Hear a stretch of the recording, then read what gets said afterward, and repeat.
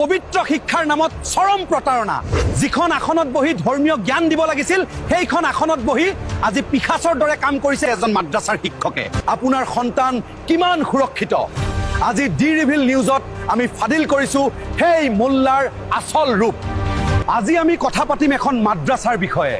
যিখন মাদ্ৰাছা নিৰ্মাণৰ নামত এজন মোল্লাই দীঘল কুৰ্তা পায়জামা পিন্ধি দীঘল দাড়ি আৰু মূৰত আকাশলংঘী পাগুৰি মাৰি হাতত 500 টকীয়া নোটৰ দৰে ৰচিদ বহি লৈ আপোনাৰ দুৱাৰ মুখত হাজিৰ হয় তেওঁৰ মুখত ধৰ্মৰ এনে মিহি বাণী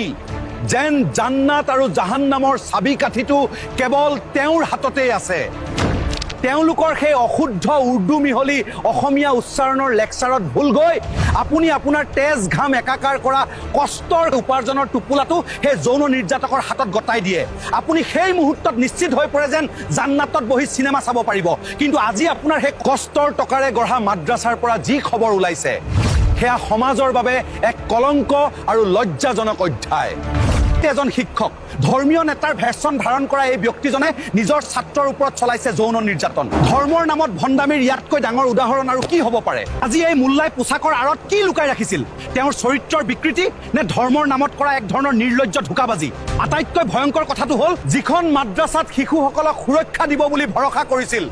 সেইখন মাদ্ৰাছাতেই তেওঁলোক আজি বলি হ'বলগীয়া হৈছে আজি আমি মাদ্ৰাছা কমিটিক প্ৰশ্ন কৰো এনেকুৱা মোল্লাক কিয় শিক্ষকৰ দায়িত্ব দিয়া হৈছিল আৰু শিক্ষিত মুছলমান সমাজক প্ৰশ্ন কৰো আপুনি কিমান দিনলৈ এই ধৰ্মৰ ভণ্ডামিক চকুমুদি সহ্য কৰি থাকিব এজনৰ কুকৰ্মই যদি সমগ্ৰ ধৰ্মৰ সন্মান ধুলাত মিহলায় তেন্তে সেই ব্যক্তিক সমাজত থকাৰ অধিকাৰ দিয়া উচিত নেকি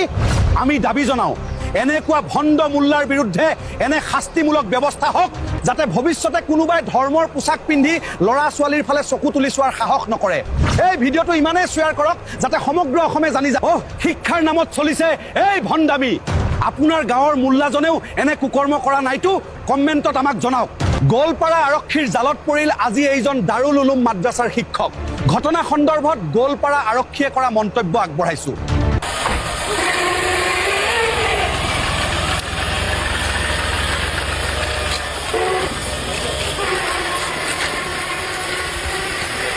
অন্তৰ্গত এখন আমাৰ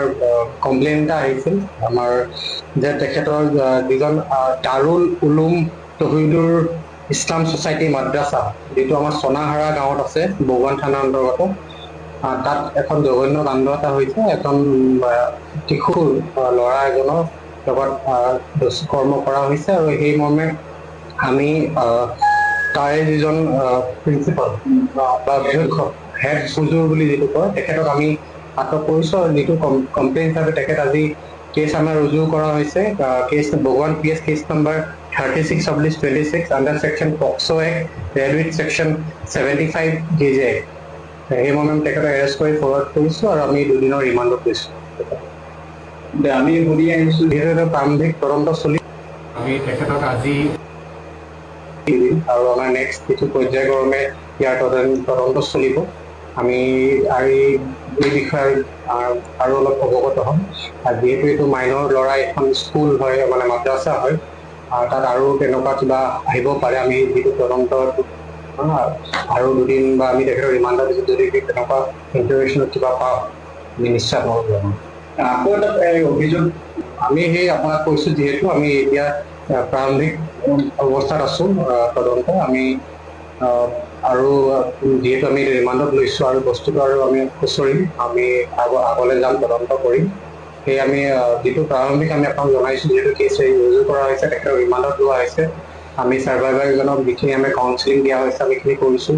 আৰু যিখিনি আমাৰ ইনভেষ্টিগেশ্যন যিখিনি দৰকাৰী কাম আমি গোটেইখিনি এতিয়া ইতিমধ্যে আমি আগবঢ়াইছোঁ মাদ্ৰাছা শিক্ষকৰ এনে এটা জঘন্য কাণ্ড সঁচাকৈ মানুহক কেন্দ্ৰিত কৰি পেলাইছে হয় যিহেতু স্কুল বা টিচাৰ এজনৰ ওপৰত তেওঁৰ বহুত এটা ইম্পৰ্টেণ্ট এটা ছ'চাইটিৰ এটা এলিমেণ্ট আৰু তেনেকুৱা যদি কিবা এটা জঘন্য কাণ্ড বা সঁচাকৈ এইটো লজ্জাজনক আৰু সেই মৰ্মে আমি যোৱাকালি আমি তৎক্ষণাৎভাৱে আমাৰ গোৱালপাৰা SP ছাৰৰ নিৰ্দেশমৰ্মে আমি গোৱালপাৰা পুলিচৰ হৈ ভগৱান আৰক্ষী তেখেত বাৰ্তা বিষয়ে আমি তথাকথিত আমি তেখেতক এৰেষ্ট কৰা হৈছে আৰু যিখিনি যাৱতীয় যিখিনি কাম আছে আইনগতভাৱে আমি এইখিনি গোটেইখিনি কৰিছোঁ